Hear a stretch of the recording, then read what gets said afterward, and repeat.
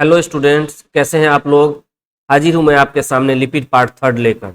इस पार्ट में हम लोग देखेंगे essential fatty acids, omega 6 and omega 3 fatty acids, classes of essential fatty acids, geometric isomerism, zigzag configuration, oxygenated fatty acids and cyclic fatty acids. जिन्होंने previous part नहीं देखा है उनके लिए लिंक डिस्क्रिप्शन में दिया हुआ है, आप वहां से देख सकते हैं। तो जुड़िए इस चैनल के साथ और पढ़िए विज्ञान के अलग अलग टॉपिक हमारे साथ। फिलहाल हम लोग इस वीडियो में लिपिड पार्ट थर्ड को स्टार्ट करते हैं। सबसे पहले हम लोग एसेंशियल फैटी एसिड्स को देखेंगे। Term essential fatty acids was given by Burr and Burr इन 1930। Essential fatty acids are not synthesized in the human body. अगर हम एक एग्जाम्पल ले स्टीयरिक एसिड का,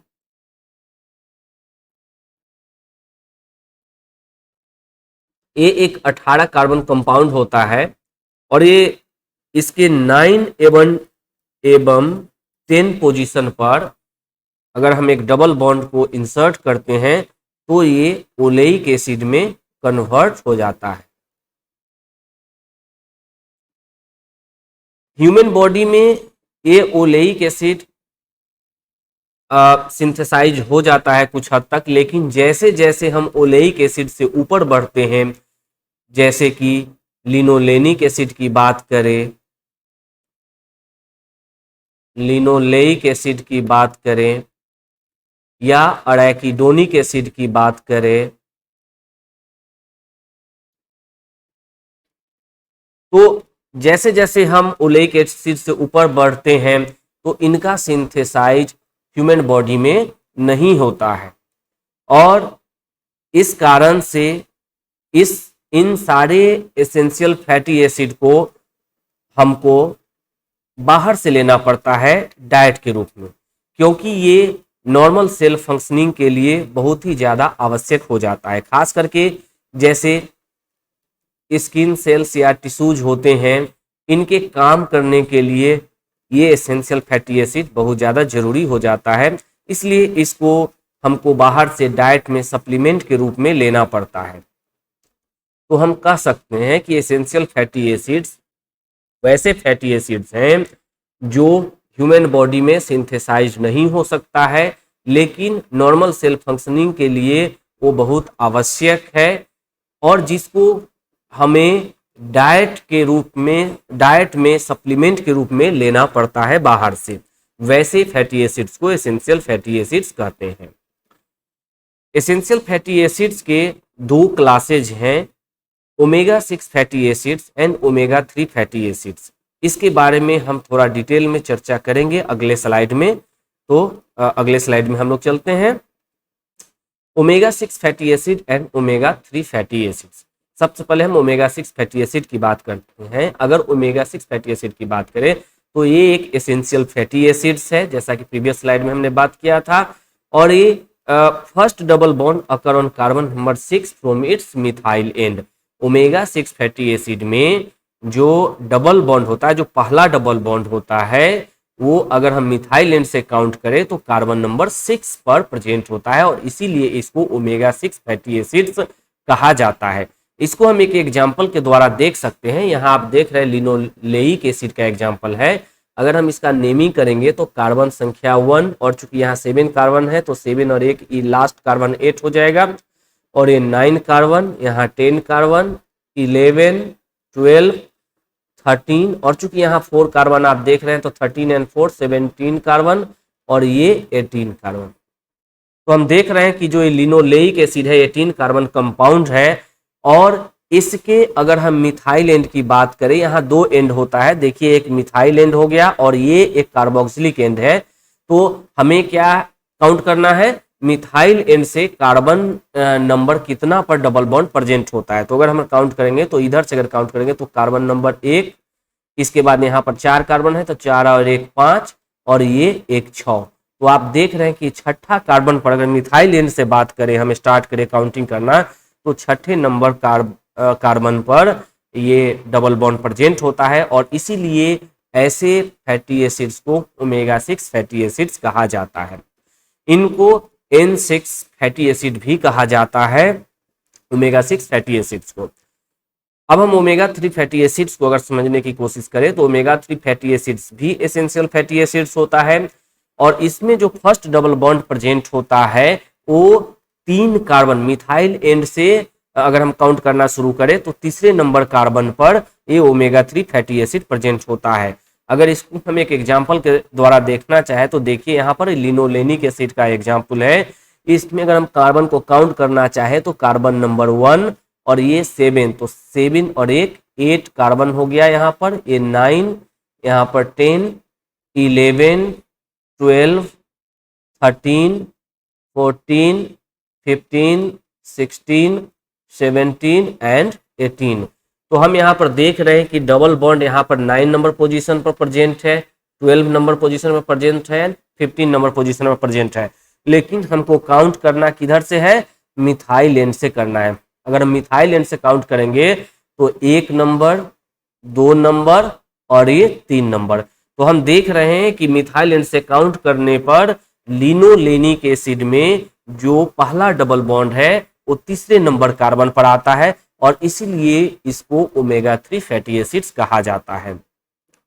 ओमेगा 3 फैटी एसिड्स को N3 फैटी एसिड भी कहा जाता है। और अगर हम दोनों के प्रेजेंस की बात करें, omega 6 fatty acids and omega 3 fatty acids की बात करें, तो omega 6 fatty acid omega 3 fatty acid के कंपैरिजन में नेचर में बहुत ज़्यादा बहुतायत रूप से प्रेजेंट होता है, यानी कि हमको omega 6 fatty acid easily available होता है, मोर अबांडेंट होता है नेचर में in comparison to the omega 3 fatty acids. अब ये जो हमारे पास दोनों क्लासेज हैं एसेंशियल फैटी एसिड्स का, omega 6 fatty acids and omega 3 fatty acids, इसके कौन कौन से मेजर एग्जाम्पल्स होंगे और इसके सोर्स क्या है, इसके बारे में चर्चा कर लेते हैं। आप लोग जब इसका स्ट्रक्चर देखेंगे तो स्ट्रक्चर को बना करके आप omega 6 fatty acid and omega 3 fatty acids में क्लासिफाई कर सकते हैं। ओमेगा 6 फैटी एसिड्स के जो एग्जाम्पल्स हैं वो है linoleic acid, gamma linolenic acid and dihomo gamma linolenic acid, और इन तीनों का जो मेजर सोर्स है वो वेजिटेबल ऑयल्स होता है। उसी तरीके से ओमेगा 6 फैटी एसिड का एक अदर एग्जांपल भी है एरेकिडोनिक एसिड, और एरेकिडोनिक एसिड मीट में, चिकन में एंड एग में पर्याप्त मात्रा में पाया जाता है। अगर ओमेगा 3 फैटी एसिड की बात करें तो ओमेगा 3 फैटी एसिड का एग्जांपल है लिनोलेनिक एसिड, खास करके alpha linolenic acid and stearidonic acid, SDA भी जिसको कहा जाता है। इन दोनों फैटी एसिड का, linolenic acid and stearidonic acid का जो मेजर सोर्स है वो ग्रीन लीफी वेजिटेबल्स है, सोयाबीन है, वॉलनट है, एटसेट्रा। अगर ओमेगा 3 फैटी एसिड के अदर एग्जाम्पल की बात करें तो आइकोसा पेंटाइनोइक एसिड और डोकोसा हेक्सा इनोइक एसिड, जिसको कि ईपीए और डीएचए भी शॉर्ट में कहते हैं, ये महत्वपूर्ण हो जाता है। इसका महत्वपूर्ण होने का कारण ये भी है कि ये ऑयली फिश में पाया जाता है, एल्गी ऑयल में पाया जाता है एंड क्रिल ऑयल में पाया जाता है। ऑयली फिश को आप लोग समझते होंगे, एल्गी ऑयल को भी आप समझ रहे हैं। क्रिल ऑयल के बारे में हम थोड़ी सी बात कर ले। क्रिल वास्तव में क्रिल सेलफिश होता है, ये अंटार्कटिका रीजन में पाया जाता है। टिनी श्रिम्प लाइक सेलफिश होता है और उसके जो वायल होता है उसी को क्रिल वायल कहा जाता है और उसको कैप्सूल के रूप में भी इस्तेमाल किया जाता है। तो आज के समय में omega 6 fatty acid and omega 3 fatty acids की बहुत ज़्यादा चर्चा होती है और इसका कारण यही है कि बॉडी में ये सिंथेसाइज नहीं होता है और इसके जो सोर्स होते हैं जैसे ओमेगा 3 फैटी एसिड के अगर ईपीए और डीएचए की बात करें तो आप देख रहे हैं कि ये हमको जनरल भोजन में नहीं मिलता है, इसीलिए इसको हमको आजकल बहुत सारे कंपनीज जो है सप्लीमेंट के रूप में इसको बेचने की कोशिश करते हैं ओमेगा फैटी एसिड्स को। आगे अब बढ़ते हुए हम लोग ज्योमेट्रिक आइसोमेरिज्म की बात करते हैं। ज्योमेट्रिक आइसोमेरिज्म आप लोगों ने केमिस्ट्री में जब आइसोमराइजेशन पढ़ा होगा तो आप लोग जानते होंगे कि आइसोमेरिज्म किसको कहते हैं। इसको हम यहाँ डिटेल में चर्चा नहीं करने जा रहे हैं। जब हम आइसोमेरिज्म या केमिस्ट्री के अदर चैप्टर को पढ़ेंगे तो वहाँ पर आइसोमेरिज्म के बारे में चर्चा करेंगे। यहाँ पर चूंकि ये हमारे फैटी एसिड से रिलेटेड ज्योमेट्रिक आइसोमेरिज्म के बारे में जो जानकारी हमको चाहिए उसी की हम चर्चा करने जा रहे हैं।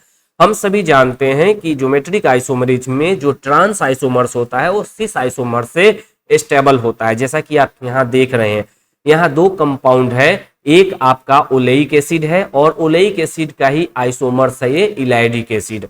यहाँ पर हम इसको ज्योमेट्रिक आइसोमेरिज्म की चर्चा करने का जरूरत इसलिए है कि ये जो ओलेइक एसिड है, ओलेइक एसिड चूंकि सिस फॉर्म में पाया जाता है और इलाइडिक एसिड ट्रांस फॉर्म में पाया जाता है, और हम सभी जानते हैं कि trans isomers are generally more stable than cis isomers. लेकिन अगर हम बात करें यहाँ पर तो ये जो फैटी एसिड के केस में क्या होता है कि मैक्सिमम जो अनसैचुरेटेड फैटी एसिड होता है वो सिस आइसोमर्स के रूप में प्रेजेंट होता है। आप लोग भी देख रहे होंगे इलाइडिक एसिड के बारे में आप बहुत कम सुने होंगे, जबकि ओलेइक एसिड के बारे में आपने कई बार पढ़ा होगा। तो क्योंकि इसका कारण ये है कि ओलेइक एसिड ही जनरली स्टेबल होता है सिस के रूप में, और जो कि उल्टा है ज्योमेट्रिक आइसोमेरिज्म के केस की बात अगर करें तो यहाँ फैटी एसिड जस्ट इसका उल्टा दिखाता है, यानी कि सिस आइसोमर्स मोर स्टेबल हो जाता है in comparison to trans isomers. तो हम नेचर में चूंकि ये पाया जाता है ज्यादातर, इसलिए हम इस तरीका से कहते हैं। लेकिन अगर ज्योमेट्रिक आइसोमेरिज्म की जहां तक कॉन्सेप्ट है तो उसमें ट्रांस आइसोमर्स सिस आइसोमर्स से ज्यादा स्टेबल होता है। दूसरा हम जिगजैग कॉन्फ़िगरेशन की बात करते हैं। जिगजैग कॉन्फ़िगरेशन जैसा कि हम लोग सैचुरेटेड फैटी एसिड को देख रहे हैं, ये सैचुरेटेड फैटी एसिड है, ये स्टीयरिक एसिड, इसमें 18 कार्बन कंपाउंड है। अगर आप यहाँ से काउंट करना चाहें तो 1 2 3 4 5 6 7 8 9 10 11 12 13 14 15 16 17 एंड 18। तो आप ये देख रहे हैं कि ये 18 कार्बन कंपाउंड स्टीयरिक एसिड है और एक जिगजैग फॉर्मेशन बनाता है, और इसके प्रत्येक एंगल का जो ये बॉन्ड एंगल होगा, कार्बन कार्बन बॉन्ड एंगल, वो 109 डिग्री होगा, जो कि यहाँ दिखाया गया है। यही चीज अगर हम यहाँ बात करें कि जब हम इस स्टीयरिक एसिड में कार्बन नंबर 9 एंड 10 के बीच में अगर एक डबल बॉन्ड डाल दें तो इसका स्ट्रक्चर इस टाइप का हो जाएगा और ये ओलेइक एसिड को बनाएगा। ये जो डबल बॉन्ड होता है यहाँ पर ये रिजिड हो जाता है और एक किंक लाइक स्ट्रक्चर बनाता है, जिसके जो कि एक तरह से कहिए कि यहाँ पर ये फिक्स हो जाता है 9 एंड 10 पोजीशन पर। और ये सिस डबल बॉन्ड हम डालने पर ही, स्टीयरिक एसिड में अगर हम सिस डबल बॉन्ड डालते हैं तो यहाँ पर ये किंक लाइक स्ट्रक्चर बनता है। और ये जो किंक लाइक स्ट्रक्चर बनता है उसके रेस्ट जो चेन है, आप जो ये चेन देख रहे हैं और ये चेन देख रहे हैं, ये फ्री हो जाता है एक दूसरे के प्रति रोटेट करने का।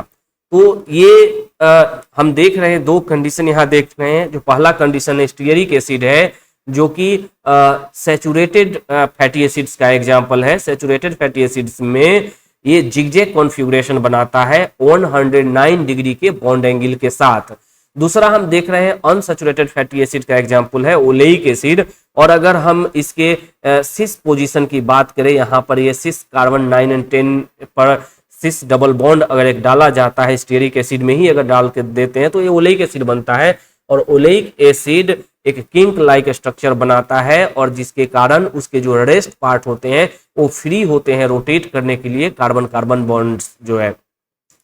और यही कारण है कि इसका मेल्टिंग एंड बॉइलिंग पॉइंट भी घट जाता है, क्योंकि जितना फ्री हो जाएगा कार्बन वो इतना इजीली वहां से रिमूव किया जा सकता है। और ये कंडीशन हमको आगे भी हम चर्चा करेंगे जब melting point and boiling point की बात किया जाएगा।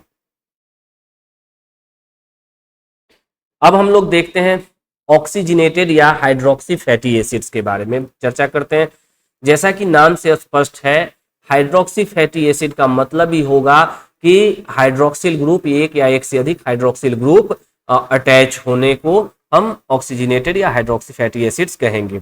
इसके हम एग्जांपल देखते हैं। ये पहला एग्जाम्पल है रिसिनोलेइक एसिड का। ये रिसिनोलेइक एसिड को अगर हम देखना चाहें कि नोमेनक्लेचर किस तरीका से हम कर सकते हैं, देखिए यहाँ पर कार्बन संख्या 1 है और ये 7 कार्बन है, तो ये कार्बन 8 हो जाएगा, 9 नंबर पोजीशन ये हो जाएगा, 10 ये हो जाएगा, और यहाँ पर 11 हो जाएगा, ये 12 पोजीशन, और चूंकि यहाँ 5 कार्बन है तो 12 5 17 कार्बन और ये 18 कार्बन।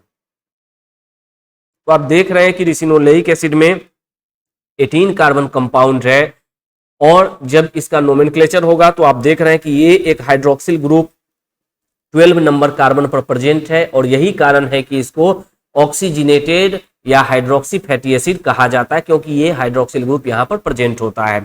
तो इसका जो नोमेनक्लेचर है वो 12 हाइड्रोक्सी, और चूंकि 18 कार्बन कंपाउंड है तो यहाँ पर होगा ऑक्टाडेक।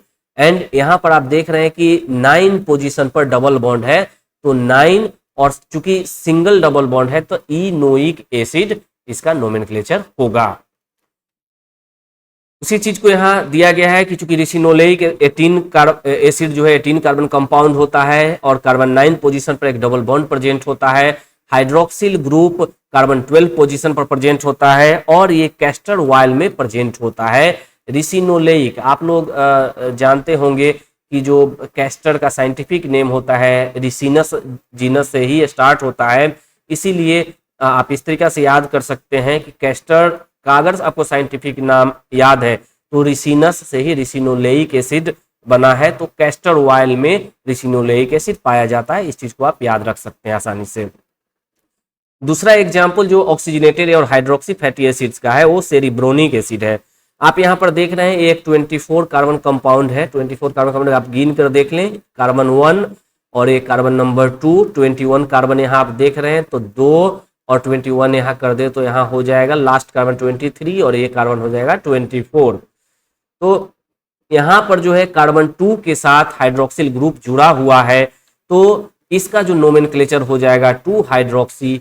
और चूंकि आप देख रहे हैं 24 है, 24 को क्या बोलते हैं, टेट्राकोसा बोलते हैं, तो टेट्राकोसा, और इसमें एक भी डबल बॉन्ड नहीं है, सारे सिंगल बॉन्ड है, इसलिए यहाँ पर अनोइक जुड़ेगा और नेमिंग हो जाएगा 2 हाइड्रोक्सी टेट्राकोसा नोइक एसिड। इसको अगर हम फिर चर्चा करें तो वही 24 कार्बन कंपाउंड इसमें पाया जाता ये होता है, सैचुरेटेड फैटी एसिड का ये एग्जाम्पल है, और ये एनिमल फैट में सेरिब्रोनिक एसिड पाया जाता है। इस तरीका से हम देखते हैं oxygenated and hydroxy fatty acid जिसमें हाइड्रोक्सिल ग्रुप जुड़ा होता है, वैसे फैटी एसिड्स को हम ऑक्सीजनेटेड या हाइड्रोक्सी फैटी एसिड कहते हैं। डिग्री स्टूडेंट्स के लिए और जो कॉम्पिटिटिव एग्जामिनेशंस में है जनरली आपको इन्हीं 1-2 एग्जाम्पल से क्वेश्चन पूछे जाते हैं।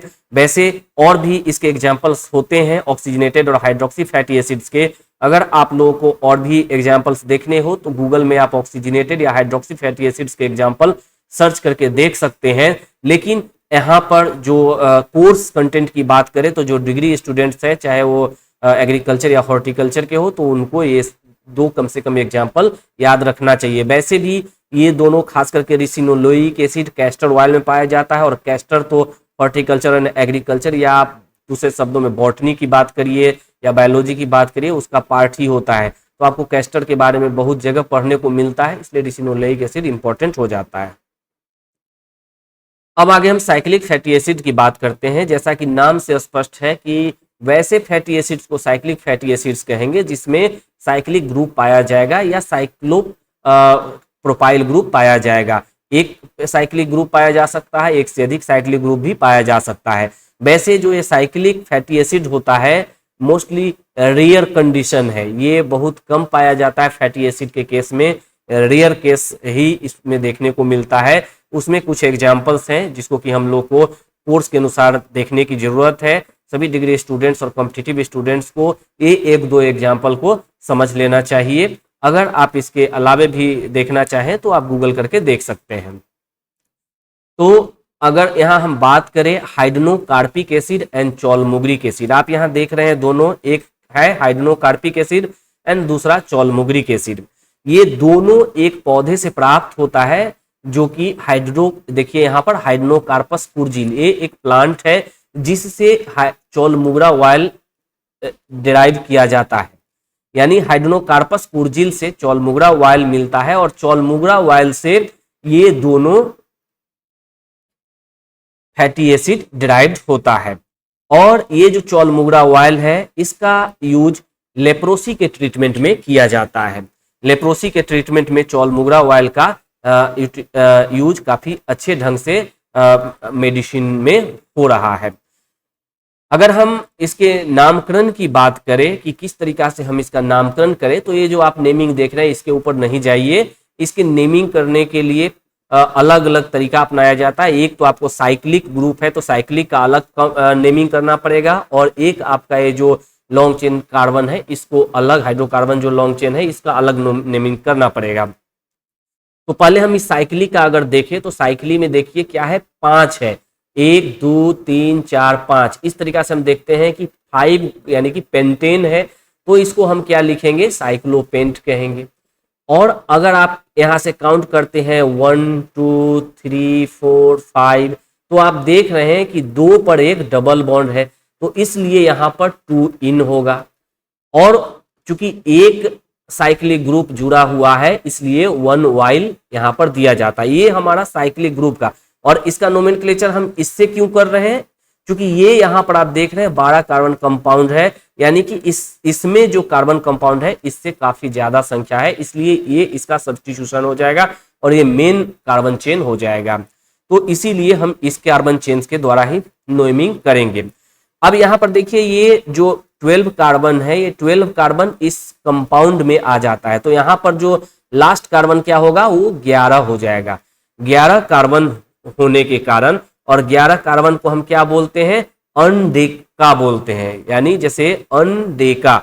इस कंडीशन में अगर नोमेनक्लेचर हम करना चाहेंगे तो ये 11 नंबर पोजीशन पर एक साइक्लिक ग्रुप जुड़ा हुआ है, इसलिए यहां पर 11 साइक्लोपेंट 2 in 1 वाइल अनडेकान। और चूंकि कोई यहां पर इस साइकिल की बात करें, इस चेन की बात करें, इसमें कोई भी डबल बॉन्ड नहीं है, इसलिए अनोइक एसिड जुड़ेगा और इसका नामकरण हो जाएगा 11 साइक्लोपेंट 2 in 1 वाइल अनडेकानोइक एसिड। इसी तरीका से अगर हम चौलमुगरिक एसिड की बात करें तो चौलमुगरिक एसिड में आप देख लें 1 2 3 4 5, और ये 14 कार्बन चूंकि इसी में इंक्लूड हो जाता है तो यहां पर जो लास्ट कार्बन होगा वो 13 कार्बन होगा। तो ये जो 13 कार्बन होगा यहां पर 13 साइक्लोपेंट, और देख रहे हैं कि 2 पर डबल बॉन्ड है तो 2 इन, और ये जो है 1 वाइल चूंकि 1 साइक्लिक ग्रुप है, और जो ये है 13 कार्बन है, 13 कार्बन को हम लोग क्या बोलते हैं, ट्राइडेका बोलते हैं, यानी कि ट्राइडेकानोइक एसिड। इस तरीका से हम चौलमुगरिक एसिड का नोमेनक्लेचर कर सकते हैं। साइक्लिक फैटी एसिड का एक और एग्जांपल है ये लैक्टोबैसिलिक एसिड, और ये लैक्टोबैसिलिक एसिड हमारा इसका अगर हम नोमेनक्लेचर की बात करें तो यहाँ आप देख रहे होंगे कि वैसे ही नोमेनक्लेचर किया जाता है, लेकिन यहाँ पर चूंकि जो लैक्टोबैसिलिक एसिड होता है इसमें आप इनेंशियोमर्स आ जाता है, और इनेंशियोमर्स का जब नोमेनक्लेचर आप पढ़ेंगे तो वहां आपको समझ में आएगा कि इनेंशियोमर्स 2 तरह का ये दिखाता है। एक क्या दिखाता है, राइट हैंडेड, एंड एक लेफ्ट हैंडेड दिखाता है। आर जो आप यहाँ देख रहे हैं इसका मतलब होता है कि राइट हैंडेड, एंड एस का मतलब होता है लेफ्ट हैंडेड। तो ये जब हम इनेंशियोमर्स वगैरह पढ़ेंगे तब समझ में आएगा कि इसका यहाँ पर क्यों 1R1S मतलब दिया गया है। अगर आप यहाँ इस साइक्लोप्रोपाइल ग्रुप को इसको नेमिंग करना चाहेंगे तो आप एक देख लीजिए, एक कार्बन यहाँ पर इनेंशियोमर्स होता है और एक यहाँ पर 2 नंबर पर इनेंशियोमर्स होता है। तो इस तरीका से हम इसका नोमेनक्लेचर होता है 1 2 एंड 3। ये जो 1 पर जो इनेंशियोमर्स होता है वो एक्चुअली राइट हैंडेड होता है, एंड 2 पर जो इनेंशियोमर्स होता है वो लेफ्ट हैंडेड होता है। तो इस तरीका से अगर, और इनेंशियोमर्स को यहाँ दिखाया जाता है नोमेनक्लेचर में। तो जब हम इसका नोमेनक्लेचर करना चाहेंगे तो आप यहाँ देखें कि यहाँ 9 एंड 10, यानी कि ये 9 नंबर है और ये 10, 11 कार्बन है, तो यहाँ पर ये 10 कार्बन हो जाएगा। तो 10 कार्बन से हमको यहाँ पर जो आप देख रहे हैं 10 कार्बन से हमको नोमेनक्लेचर करना है। अगर इधर आप काउंट करिएगा तो टोटल 9 कार्बन ही होता है। तो क्या हो जाएगा, क्योंकि 10 से जुड़ा हुआ प्रोपाइल ग्रुप है तो यहां पर 10 हो जाएगा। और इनेंसियोमर्स को हम पहले डालते हैं 1R2S, चूंकि 1R है राइट एंड 2S यानी कि लेफ्ट। इसके बाद आप यहां पर देख रहे हैं कि ये जो 2 नंबर कार्बन है वहां पर एक हेक्साइल ग्रुप जुड़ा हुआ है। इसको अगर देखेंगे तो 5 और 1 6 कार्बन यहां जुड़ा हुआ है यानी कि हेक्साइल साइक्लोप्रोपाइल। तो इसी को हम कहेंगे 2 हेक्साइल ग्रुप जुड़ा हुआ है। और चूंकि ये साइक्लोप्रोपाइल ग्रुप है यहां पर, तो साइक्लोप्रोपाइल और डेकानोइक एसिड, यहां से 10 आप देख रहे हैं तो 10 होगा तो डेकानोइक होगा, डेकानोइक एसिड होगा। इस तरीका से इसका नोमेनक्लेचर होता है लैक्टोबैसिलिक एसिड का। ये सब जब हम लोग नोमेनक्लेचर पढ़ेंगे और जब इनेंसियोमर्स वगैरह की बात होगी तो हमको इसके नोमेनक्लेचर को अच्छे से समझ में आएगा। अभी हम लोग को यहाँ एग्जाम्पल के रूप में ये समझ लेना है कि साइक्लिक फैटी एसिड्स के एग्जाम्पल्स हाइड्रोकार्पिक एसिड है, चॉलमुग्रिक एसिड है या लैक्टोबैसिलिक एसिड है। और ये कहाँ पाया जाता है आप देख रहे हैं, लैक्टोबैसिलिक एसिड आपका लैक्टोबैसिली में जो होता है लैक्टोबैसिली से प्राप्त किया जाता है। लैक्टोबैसिलस आप जो बैक्टीरिया जान रहे हैं उससे डेवलप किया जाता है। तो इस तरीका से बहुत सारे साइक्लिक फैटी एसिड्स के एग्जाम्पल हो सकते हैं। यहाँ पर हमने इन 3 एग्जाम्पल्स दिया है। और कई बार पूछा जाता है चॉलमुग्रा ऑयल के बारे में, काफी क्वेश्चन पूछ दिया जाता है कॉम्पिटिटिव एग्जामिनेशन में। कई बार पूछा जाता है कि चॉलमुग्रा ऑयल कौन से पौधे से प्राप्त किया जाता है, चॉलमुग्रा ऑयल के ट्रीटमेंट किसके ट्रीटमेंट में मुख्य रूप से यूज होता है, और चॉलमुग्रा ऑयल से कौन कौन से फैटी एसिड डिराइव्ड होते हैं। तो एग्जाम्पल नेम आप देख रहे हैं, अब आप इसको बता सकते हैं। हाइड्रोकार्पिक एसिड एंड चॉलमुग्रिक एसिड को डिराइव्ड किया जाता है और ये चॉलमुग्रा ऑयल का यूज लेप्रोसी में किया जाता है। तो इस तरह से आज का हमने पार्ट 3 को समाप्त किया। और पार्ट 3 में जो आप लोगों ने स्टडी किया उसके आधार पर एक क्वेश्चन तो जरूर बनता है।